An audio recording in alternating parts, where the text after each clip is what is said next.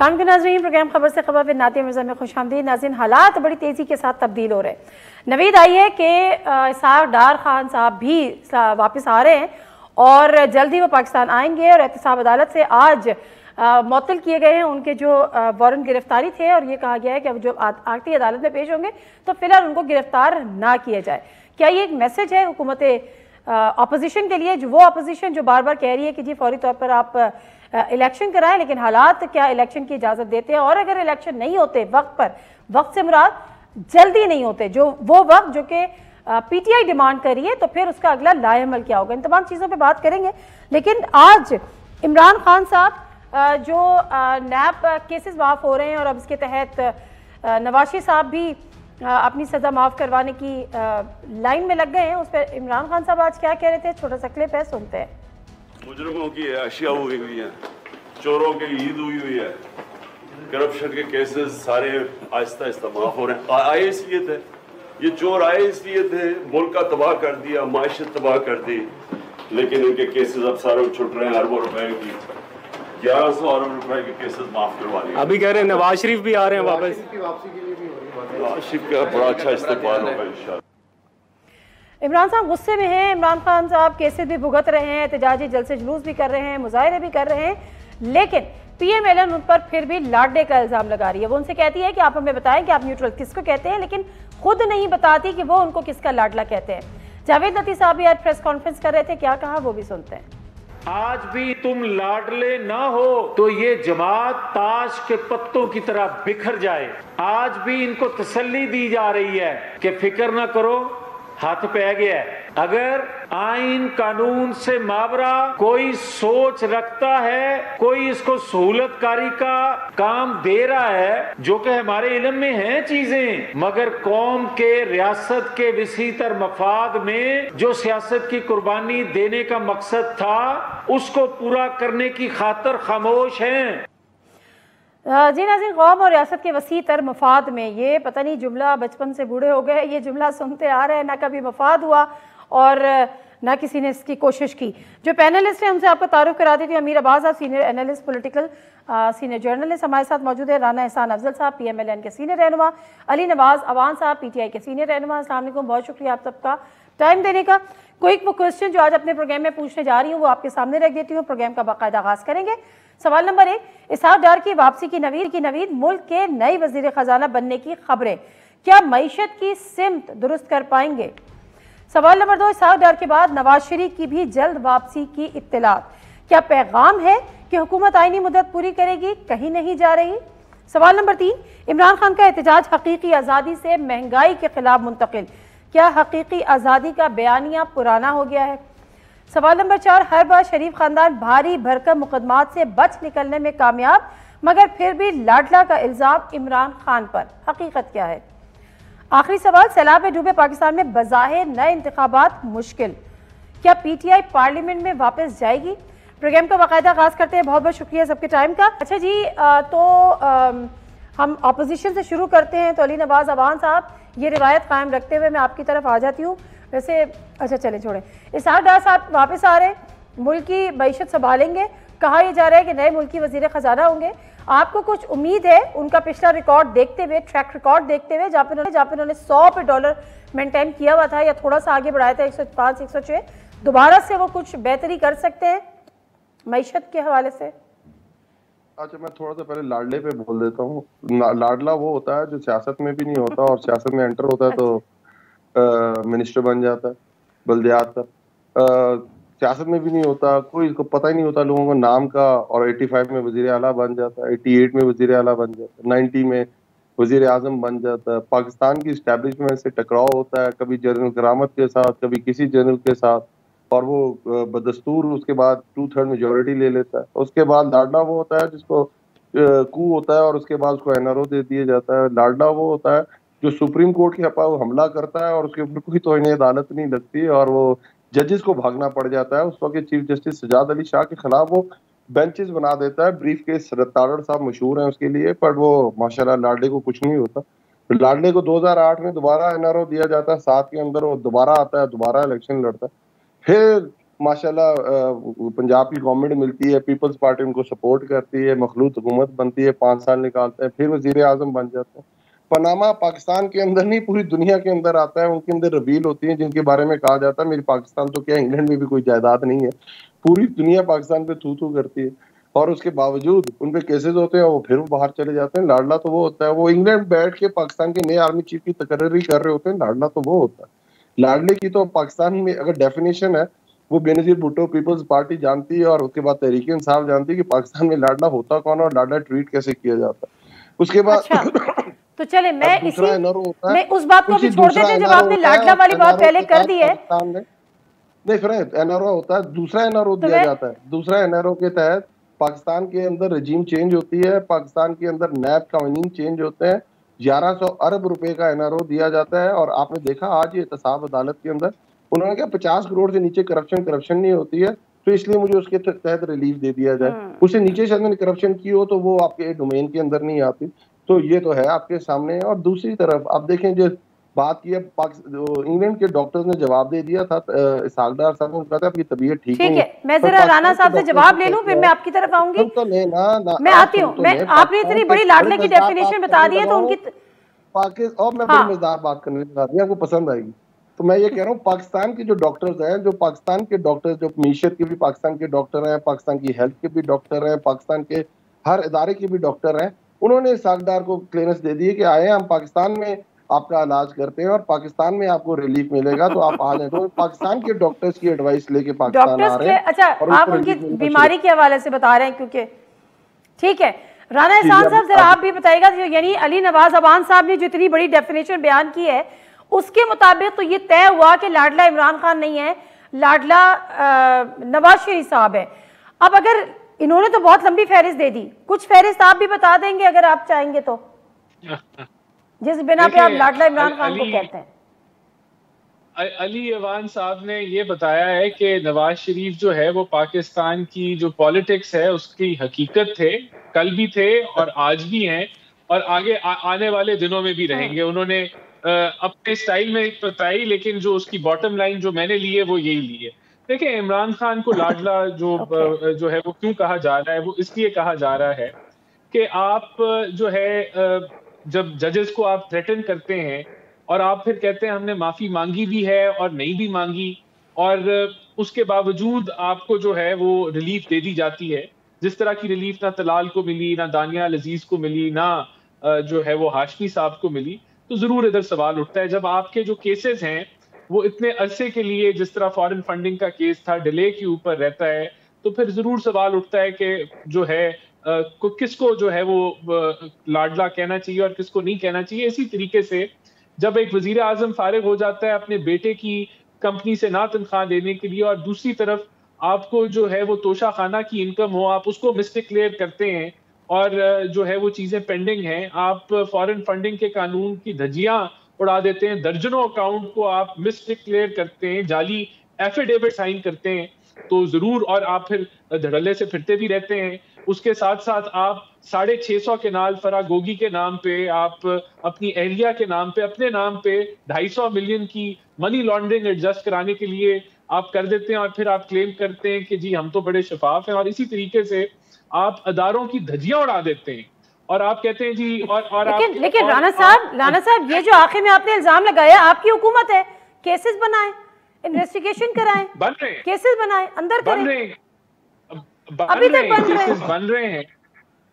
बिल्कुल, अभी ये जिस अदालत ने जो है वो सुओ को लिया हुआ था, दूसरी तरफ जो है वो इनके ऊपर केसेस बन रहे हैं, केसेस चल भी रहे हैं और आगे बनेंगे भी। अभी तो 4 माह हुए हैं हुकूमत को। ये जो आप इल्जाम लगा रहे हैं इस पे तो आपको पहली फुर्सत में आते ही केस बनाना चाहिए था।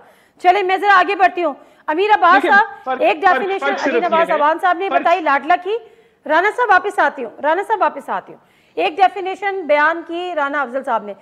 हम जो वो तो अदालतों के केस के हवाले से कह रहे हैं, एक आम तासुर यह है कि लाडला वो होता है जो एस्टैब्लिशमेंट का ब्लू आइड होता है। आपको लगता है कि यहाँ पर कोई इस लाडला इस डेफिनेशन में पूरा उतरता है? देखिए नादिया, मैं लाडले पर तो कोई अथॉरिटी नहीं हूँ, लेकिन जो सुतेले हैं इस मुल्क में, मैं उसके बारे में आपको बता देता हूँ कि इस मुल्क में सुतेले कौन है। उससे आप देख लीजिएगा कि फिर लाडला कौन है। सुतेले हैं इस मुल्क के अवाम, सौतेला है इस मुल्क का वो हारी जो सारी ज़िंदगी कई कई पुश्तों से लेकर वो किसी जागीरदार के घर की बांदी बंधा हुआ है वहाँ पे। सौतेला है यहाँ पे वो सड़क पर पत्थर कूटने वाला मजदूर। सौतेला है यहाँ पर वो गरीब जिसकी बीवी हमला है और वो अस्पताल के दरवाज़ों पर दम तोड़ देती है कि उसको कोई डॉक्टर दस्तयाब नहीं हो पा रहा। सौतेला है पाकिस्तान का वो आम इंसान जिसकी तीसरी चौथी नस्ल है आज़ादी के बाद इस मुल्क में जो पैदा हुई है, लेकिन उसकी चौथी नस्ल भी जिस गुर्बत, नंग, अफलास, बेबसी, कसम पुरसी में जी है, उसको नहीं मालूम कि उसकी अगली 8वीं पुश्त भी कभी इस गुर्बत, कसम पुरसी से बाहर निकल पाएगी या नहीं। सौतेला इस मुल्क के वो 3.5 करोड़ आवाम जो इस वक्त सिंध से लेके बलूचिस्तान से लेके जनूबी पंजाब तक सैलाब में गर्क हुए हैं और जिनको उनके मुस्तकबिल की कोई उम्मीद नहीं है, कोई उम्मीद नहीं है उनके मुल्क की, कभी उनके घरौंदे जो बह गए हैं कभी वो आबाद हो सकेंगे या नहीं हो सकेंगे, कभी उनकी फसलें जहाँ से वो खोशे चुनते थे कभी वो दोबारा खिल सकेंगे या नहीं खिल सकेंगे। किसकी बात कर रहे हैं हम? मुझे नहीं पता कि इस मुल्क में कौन लाडला है, मुझे ये पता है कि इस मुल्क में सौतेला कौन है और वो इस रियासत ये रियासत डायन है उनके लिए। सियासत चल रही है इस वक्त जो सियासत चल रही है उसमें सौतेले का कहीं जिक्र नहीं है, ना सौतेले की किसी को परवाह है, किसी को भी, किसी भी सियासी जमात की बात कर ले, द डैम केयर कि एक आम आदमी किस तरह से जिंदगी गुजार है। अगर बात हो रही है तो एक तरफ हो रही है कि जी हम हकीकी आज़ादी लेंगे, दूसरी तरफ कह रहे हैं कि जी मुल्क और कौम के वसी तर मुफाद में हम सियासी सख्त फैसले कर रहे हैं, सियासी अपना करियर अपने दाव पे लगाए। मुख्तसर से ब्रेक लेती हूँ, ब्रेक से वापस आती हूँ। डर साहब की वापसी का ऐलान ऑलमोस्ट हो गया है, नवाज शरीफ साहब भी वापस आएंगे और अगर ये हो रहा है तो क्या ये पैगाम है कि हुकूमत कहीं नहीं जा रही? ब्रेक के बाद जानते हैं। जी नज़र प्रोग्राम में एक दफ़ा फिर आपको खुशामदीद कहते हैं। अली नवाज अवान साहब, अब जो इत्तलात हैं कि जी एसआर डार साहब आएंगे और उसके बाद नवाज शरीफ साहब की भी वापसी की राह हमवार होगी और कुछ हल्कों का कहना ये है कि ये आपके लिए एक क्लियर मैसेज है जो आप कह रहे हैं कि फौरी इंतखाबात कराए जाएँ, दिसंबर में करा लें, नवंबर में करा लें, जनवरी में करा लें। अब ज़ाहिर है अगर वो इतनी मुश्किलों से पाकिस्तान वापस आएंगे, इस हुकूमत का हिस्सा बनने के लिए आएंगे तो वो 1 महीने में 2 महीने में तो नहीं जाएंगे। तो क्या आप इसको ऐसा एक मैसेज के तौर पर लेते हैं कि जी अब आईनी मुद्दत पूरी करने जा रही है हुकूमत, यही पैगाम आपको दिया गया है? अच्छा, थोड़ा सा पहले आपसे थोड़ा सा इख्तलाफ करते हुए नादिया, आपके सारों को एक साथ जो अमीर ने बात की, अमीर की बात से मुझे कोई वो नहीं, पर आपने उसके बाद जो अपना कमेंट दिया कि तमाम सियासतदान उसको आपने एक ही पलड़े में तोल दिया। इमरान खान वो वाहिद आदमी है जिसने पाकिस्तान की सियासत में भी नहीं था ना, तो वो एज एन क्रिकेटर लेजेंड था और पाकिस्तान को हमेशा फख्र का बाइस बना। उसके बाद वो अगर वेलफेयर फील्ड में आता है तो आज 3 पाकिस्तान के अंदर शौकत खानम चल रहे हैं, उसमें इमरान खान का इलाज नहीं होता, पाकिस्तान की आवाम का इलाज होता है। जो वाकई पाकिस्तान के अंदर तौहीन अदालत होती है, तौहीन इस्लाम होती है, तौहीन हर तरह की तौहीन होती है, सिर्फ तौहीन इंसानियत नहीं थी। उस इंसानियत के नाते उसने 3 हॉस्पिटल शौकत खानम बनाए हैं जहाँ गरीबों का फ्री इलाज होता है। उसी इमरान खान ने नमल यूनिवर्सिटी बनाई है जहाँ गरीब का बच्चा 80% लोग वहाँ स्कॉलरशिप के ऊपर पढ़ते हैं। इमरान खान ने कोई दुनिया में शॉर्टकट नहीं मारा, वो 26 साल से सियासत कर रहा है और 26 साल के अंदर सियासत के अंदर जब वो हुकूमत में आया जितना तदारुक उसको था इस अवाम का शायद ही किसी को था, और उसका अंदाजा आप उस चीज से लगा सकते हैं कि हमारा जब अली नवाज अमान साहब ये जो उनके वेलफेयर प्रोजेक्ट्स हैं इसमें कोई दो राय नहीं है ना। नहीं, मैं सिर्फ ये बता रही हूँ कि इसमें कोई दो राय नहीं है। मैं बात कर रही थी अभी इस करंट पॉलिटिकल सिनेरियो में। आसिफ जरदारी आपने तोल दिया एक ही पलड़े में। मैं आपको तदारुक कराना चाह रहा हूँ, आपका शो है, आपका राइट है बोलना बीच के अंदर, पर मुझे प्रोजेक्ट्स अनाउंस बता रहे हैं उससे मैं 100% एग्री करती हूँ। मैं इस करंट पॉलिटिकल सिनेरियो की बात कर रही हूँ। गरीब लोगों का तदारुक था, इस मुल्क के अंदर लंगर खाने खोले गए, पाकिस्तान के गरीब लोगों का तदारुक था तो पाकिस्तान में पहली दफा सेहत कार्ड दिया गया, पाकिस्तान के लोगों का तदारुक था तो पहली दफा एग्रीकल्चर 4.4% पे ग्रो की और 1100 अरब रुपया नया इंजेक्ट हुआ पाकिस्तान के एग्रीकल्चर सेक्टर में। पाकिस्तान में जब वो आता है कोरोना तो पूरी दुनिया के आगे इमरान खान खड़ा हुआ और उसने कहा कि मैं अपने मुल्क में लॉकडाउन नहीं करूंगा, मेरा जो गरीब आदमी है वो भूख से पहले मर जाएगा, कोरोना से बाद में मरेगा। जब सब लोग कह रहे थे लॉकडाउन कर दो, even European world, American world ये कह रही थी। ये होता है तदारुक। और जब मसला आता है तो एहसास कार्ड लेके आता है 1 करोड़ 44 लाख खानदानों को 244 अरब रुपया उनके थंब इंप्रेशन के ऊपर मिलता है। लोकस्ट आता है तो इमरान खान खड़ा होता है, इस्लामोफोबिया का मसला आता है तो इमरान खान खड़ा होता है, अगर क्लाइमेट चेंज का मसला आता है तो इमरान खान खड़ा होता है। वो जाके ये नहीं कहता मैं मजबूर हूँ, मैं पैसे मांगने नहीं आया हूँ, पर मजबूरी है, आपको देना पड़ेगा। जैसा आप अच्छा, पहले चलें। हमारा साथ देते रहे। इस तो तरह का पैगाम को मजाक नहीं बताएं, बना इस पूरी पैगाम दुनिया के पे अंदर। अपनी राय तो वर्ल्ड दें। लीडर बन के उभरता है और अली नवाज अमान साहब, आम लोगों का एहसास करके। अच्छा, आपने अपना टाइम पूरा ले लिया और सवाल का जवाब नहीं दिया। मैं राना साहब की तरफ जा रही हूँ। राना साहब, इसहाक डार साहब की कब तक वापसी है, क्या आपको इल्म है? प्लस ये कि उसके बाद क्या नवाज शरीफ साहब भी वापस आने जा रहे हैं? देखिए, सबसे पहले तो ये हुकूमत अगस्त 2023 तक चलेगी और उसके अंदर इसहाक डार साहब का पूरा हक है कि वो वापस आए। उनके खिलाफ जो जाली केस बनाए गए हैं, जो बोगस केस बनाए गए हैं, वो आके फेस भी करेंगे और वो रद्द भी होंगे, क्योंकि वो पॉलिटिकली मोटिवेटेड केसेस थे जो पीटीआई ने बनाए। देखिए, दूसरी चीज मैं यहाँ लेकिन अदालतों पे तो आपको एतबार है ना मुल्क राना साहब, अदालतों पे तो आपको एतबार है ना, उन्होंने अदालतों में फेस करने हैं ना जाके। हाँ बिल्कुल, अदालतों में ही वो केसेस फेस करेंगे, वो अदालतों से ही वो तो रिलीफ फिर क्या, लेंगे। नहीं, एक सेकंड, तो फिर मुझे एक बात बताएं, वो कौन से ऐसे केसेस हैं जो अदालतों से आपकी हुकूमत होगी तभी आप वहां से जाके अपने केसेस सुनेंगे, सुनवाई भी करेंगे, अपने केसेस का फैसला भी लेंगे। लेकिन अगर पीटीआई की हुकूमत होगी तो अदालतें आपके हक में फैसला नहीं करेंगी। नहीं, आपने देखा नहीं है, पिछले 4 साल के अंदर हीरोइन के केस बनाए गए, 20 किलो या 15 किलो हीरोइन राना सनाउल्लाह पे डाली गई। आपने एहसन इकबाल का केस नहीं देखा, किस तरीके से उनको जेल में बंद कर दिया गया। और अब साबित हुआ, केस बनाना अलग बात है, नहीं, अब अदालतों से जाके उन्होंने जेलों में लेना अलग बात है। उन्होंने पॉलिटिकली विक्टिमाइज किया लोगों को, बगैर केस के इंक्वायरी अदालतों ने जेलों में डाला। एक सेकंड राना साहब, अदालतों ने पॉलिटिकली विक्टिमाइज किया? अदालतों ने नहीं, भाई अदालतों पे तो फेस कर सकते थे ना। हाँ, लेकिन काले कानून को इस्तेमाल करके पॉलिटिकली विक्टिमाइज किया गया। हमजा शहबाज के ऊपर कोई गुनाह साबित नहीं हुआ, उसने 2 साल जेल काटी। ख्वाजा साद रफीक ने 16 महीने काटी, उसके भाई ने 16 महीने काटी, मिफ्ता इस्माइल, खाकान अब्बासी, सबको इस हुकूमत ने जेल में डाला। ब्लैकमेल करके नैब के चेयरमैन को, उसको नौकरी दी उन्होंने। जो है सवाल पे आ जाती है, नवाज शरीफ साहब भी वापस आ रहे हैं? बिल्कुल आएंगे इंशाअल्लाह ताला। अगर अब नहीं आएंगे तो थोड़े देर बाद आएंगे, लेकिन जरूर आएंगे और इस मुल्क के उनको आना चाहिए और हम उनको वेलकम करेंगे, लुक फॉरवर्ड करेंगे। लेकिन मुझे यहाँ ये जरूर कह लेने दें कि आज मुल्क सैलाब में डूबा हुआ है। तकरीबन 3.5 करोड़ अवाम जो है वो मुतासर है सैलाब से, 30 अरब का नुकसान हो गया। 9 से 10 महीने बाद इलेक्शन है। ये आदमी कहता है इमरान खान के इलेक्शन आज कराओ, इलेक्शन अभी अनाउंस करो। क्यों करो? क्योंकि इसका अपना एजेंडा है। ये चाहता है कि आर्मी चीफ की जो सिलेक्शन है उसमें हिस्सा डले, उसमें ये उसके मुताबिक चले। तो ऐसे नहीं होने जाता, ऐसे नहीं होने वाला। ये मुल्क जो है आइन के मुताबिक चलता है। ये मुल्क जो है इमरान खान की जिद, उसकी अना और उसकी ख्वाहिशात के मुताबिक नहीं चल सकता। कोई इलेक्शंस नहीं होने जा रहे, कोई इलेक्शन की डेट होने जा रही, मुद्दत पूरी होगी फिर इलेक्शंस होंगे। फर्क सिर्फ इतना है कि इस आदमी को ये नहीं फिक्र कि 3.5 करोड़ अवाम जो है वो बहुत मुश्किल में, इसको ये फिक्र नहीं है कि 30 अरब रुपए का मुल्क को नुकसान हो गया। इस इलेक्शन जो है वो मेरी मर्जी के मुताबिक होगी, इसको ये फिक्र है। ठीक है, मुझे अमीर अब्बास साहब से जरा इसका डिटेल थोड़ा सा तज्जिया जाना है, थोड़ा सा टाइम ज्यादा लूंगी, इसलिए अमीर अब्बास अगर इजाजत हो तो मैं ब्रेक ले लूं। ब्रेक से वापस आऊंगी तो फिर आपकी तरफ आऊंगी। 2 चीजें आपसे पूछनी है। जो हम बात करें इसहाक डार साहब की वापसी, उसके बाद नवाज शरीफ साहब की वापसी, क्या ये इस ऑपोजिशन को यानी इमरान खान को, पीटीआई को एक अहम पैगाम दे दिया गया है कि आप सुकून से बैठे, ये हुकूमत मुद्दत पूरी करेगी? Let me take a short break, वापस आते हैं।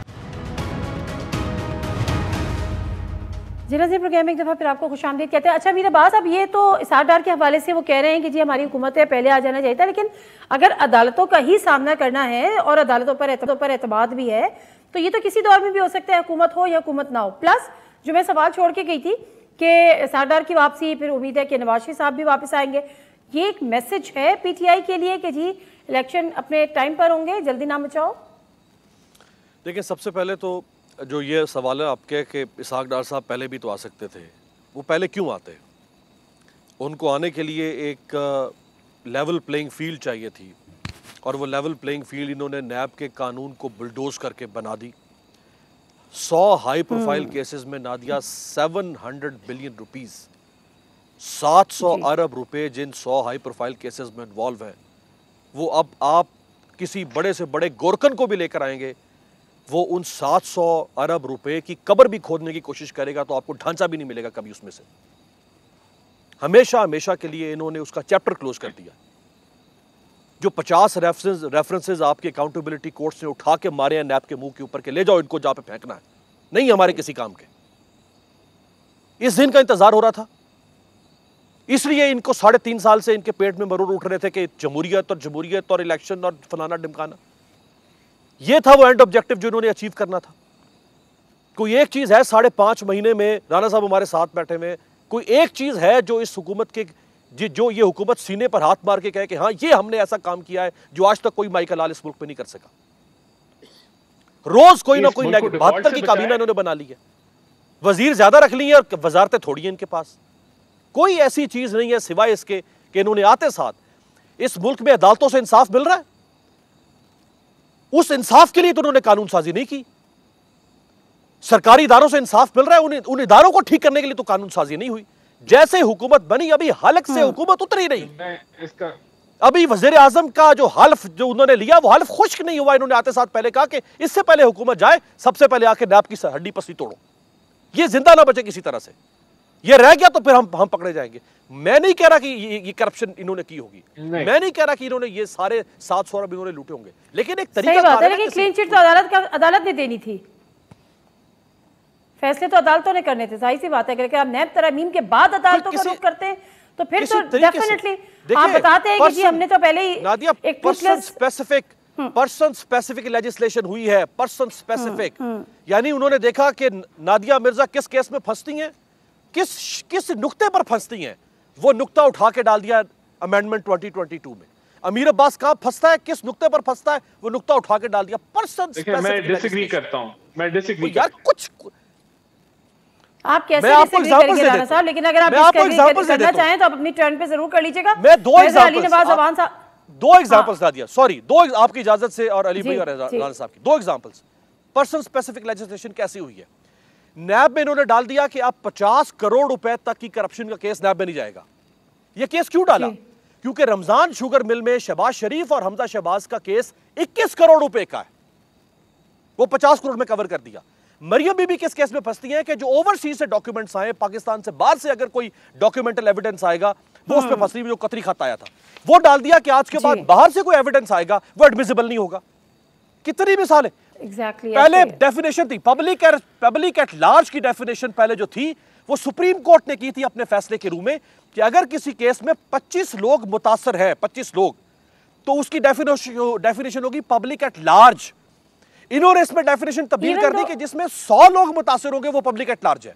यानी अब जब तक किसी केस के अंदर प्लस ये कि जो बर्डन ऑफ एविडेंस है वो भी इल्जाम लगानी, यानी वो भी नैब की जिम्मेदारी है। आप प्रूव भी नहीं करें, आपको मनी ट्रेल देने की जरूरत भी नहीं है। सारी जिंदगी भाई आप नैब को अगर बुराक पर भी बिठा देना, बुराक पर भी नैब को, वो फिर भी कभी एविडेंस और वो बर्डन ऑफ प्रूफ साबित नहीं कर सकते। बिल्कुल सही दुनिया में बिल्कुल सही बात है। अली नवाज, ठीक है, बिल्कुल सही है।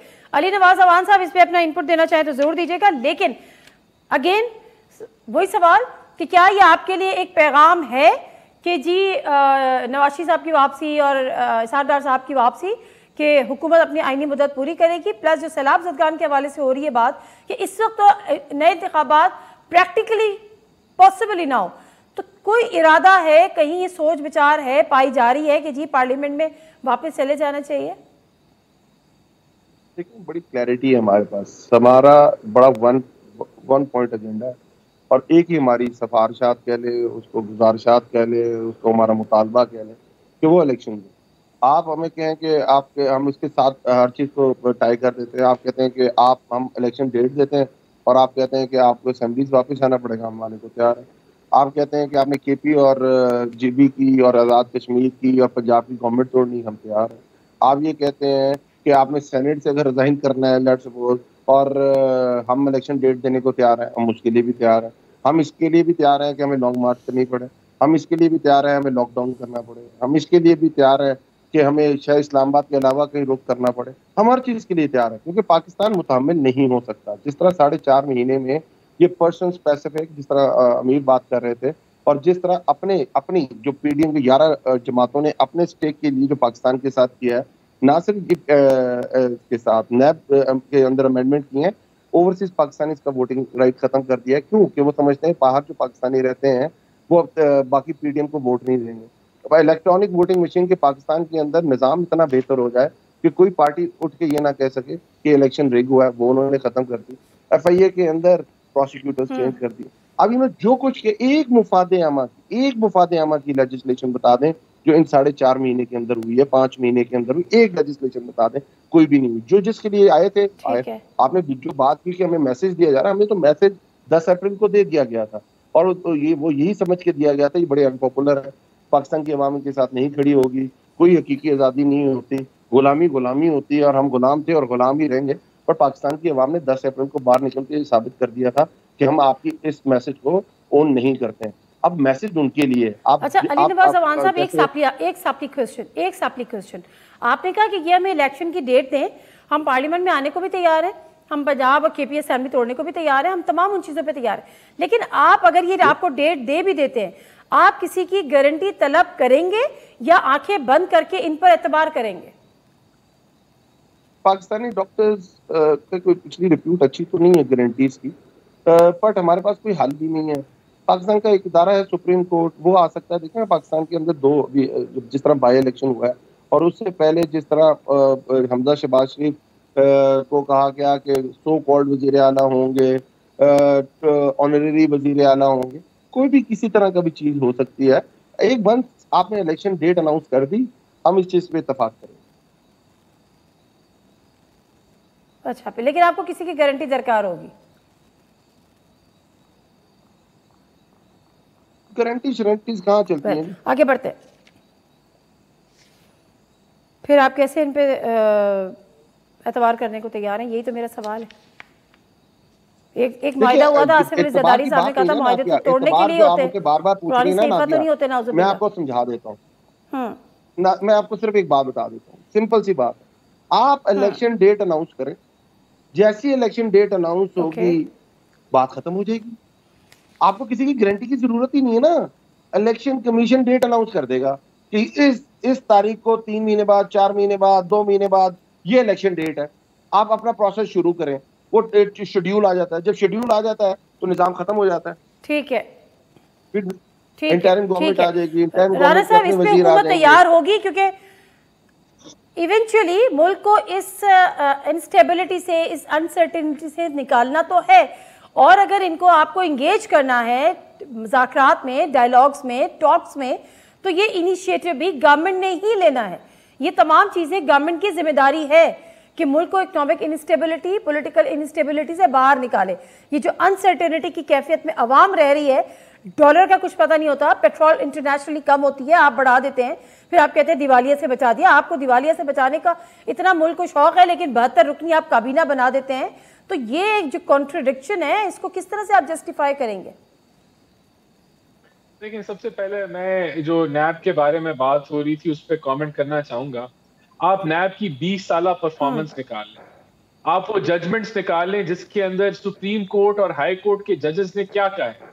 कोई 5 अरब जो 700 अरब कह रहे हैं कि 700 अरब माफ हो गए, तो कोई उसमें से 5 अरब ही ये 4 सालों में इकट्ठे कर लेते, कोई एक ढेला ही इकट्ठा कर लेते, कुछ नहीं कर सके।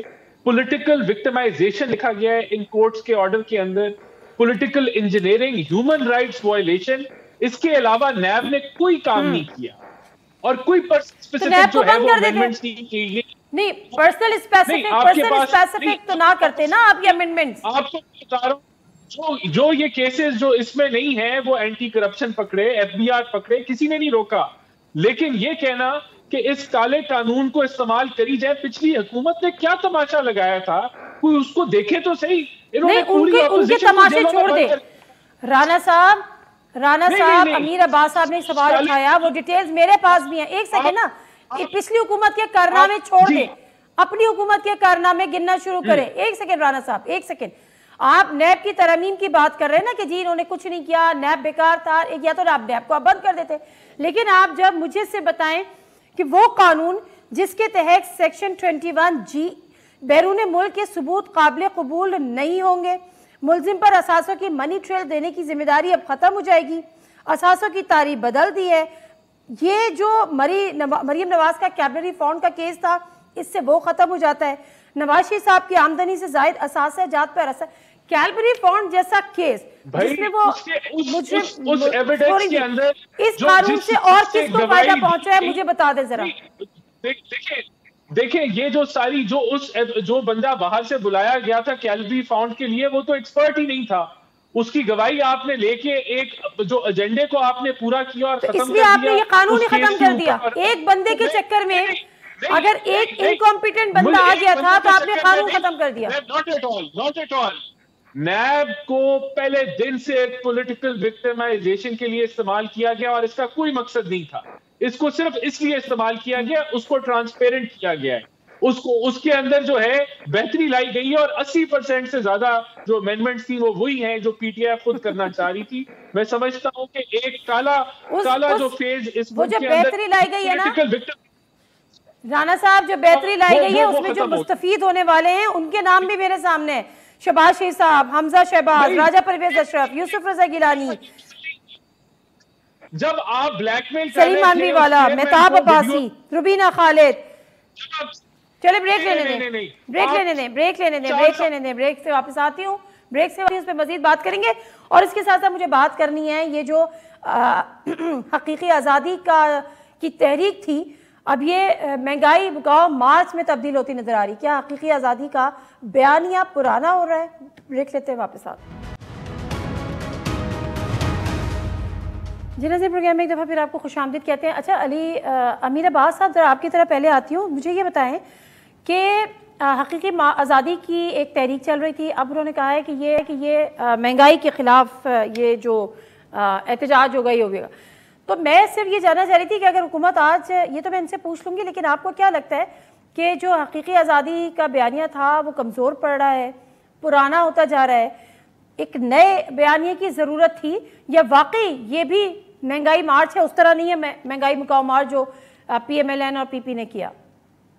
अगर आप मुझे इजाज़त दें, इस सवाल से पहले जो राना साहब फरमा रहे थे, देखें जो राना साहब की इस बात से मैं 100 नहीं 110% इत्तेफाक करता हूँ, 110%। मैं एक ऑब्जेक्टिव बात करने वाला आदमी कि नैब की जो परफॉर्मेंस होना चाहिए थी वो नहीं थी। नैब के ज़रिए से पॉलिटिकल विक्टिमाइजेशन हुई है, इसमें कोई शक नहीं है। खुद राना साहब के वालिद मोहतरम हमारे बड़े भाइयों की तरह थे, राना अफजल साहब, उनके खिलाफ स्कैंडल खोले गए। वो एक वेलफेयर का प्रोजेक्ट था, एक हॉस्पिटल का प्रोजेक्ट था, कुछ नहीं था उस केस में से। वो आज नहीं है इस दुनिया में, अगर वो होते तो वो शायद इस चीज़ को विंडिकेट करते, इसमें कोई शक नहीं है। लेकिन आप अगर नैब को ठीक करने आए थे तो आप नैब को ठीक करते, हम खड़े होकर आपको स्टैंडिंग ओवेशन देते। आपने हुजूरे वाला नैब को ठीक नहीं किया, आपने नैब की चटनी बना दी है। आपने नैब को काट फीट के उस्तरे मार के आपने उसको बिल्कुल उठा के दीवार पे दे मारा। और फिर जो आप ये फरमा रहे हैं कि एंटी करप्शन केसेस चलाएगा, FBR चलाएगा, देखिए हमारे मुंह पे कोई स्टूपिड तो नहीं लिखा हुआ ना, आवाम के मुंह पे, ना हम लोगों को स्टूपिड बनने देंगे इतनी आसानी से। एंटी करप्शन जो है वो रिपोर्ट करता है चीफ मिनिस्टर को।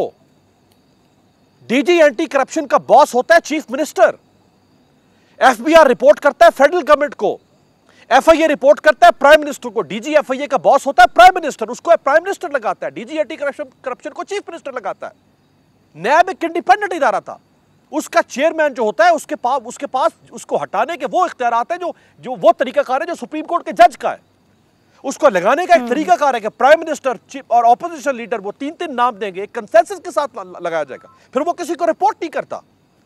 आप आज चीफ मिनिस्टर हो हमजा शहबाज, और आप हमजा शहबाज के रमजान शुगर मिल का केस दे दें DG एंटी करप्शन पंजाब को, इसको डील करो, उसकी जुर्रत है? या फॉर एग्जाम्पल अगर आज महमूद खान साहब चीफ मिनिस्टर है KPK के, इमरान खान साहब का केस दे दें आप DG एंटी करप्शन KPK को, क्या उसकी जुर्रत है कि वो केस खोलेगा? ना करें इस तरह से।